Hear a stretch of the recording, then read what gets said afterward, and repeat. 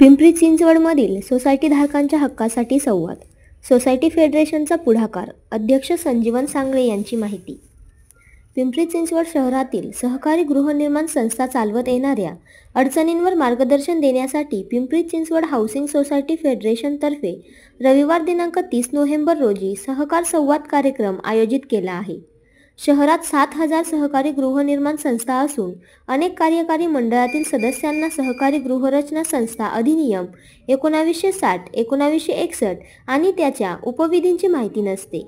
त्यामुळे वार्षिक सर्वसाधारण सभा, ताळेबंद, सादरीकरण, देखभाल व खर्च वसुली, कन्व्हेन्स डीड, शेअर सर्टिफिकेट, सदस्य तत्व आणि निवडणूक प्रक्रियेत अनेक चुका होत असून यामुळे वाद निर्माण होतात.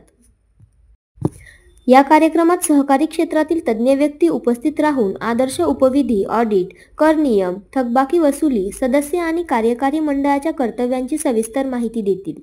कार्यक्रमास माननीय श्री मुकुंद पवार, सहाय्यक उपनिबंधक पुणे 6, श्री थिटे, सहाय्यक उपनिबंधक, कायदेविषयक सल्लागार ॲडव्होकेट अजित बोराटे, प्रमाणित लेखापरीक्षक श्री संजय काटे तसेच प्रमुख पाहुणे म्हणून लोकमतचे उपसंपादक श्री ज्ञानेश्वर भंडारे उपस्थित राहणार आहेत.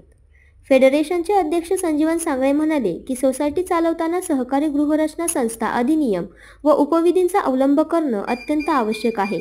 या कार्यक्रमातून सर्व सदस्य आणि कार्यकारी मंडळाला योग्य मार्गदर्शन मिळेल.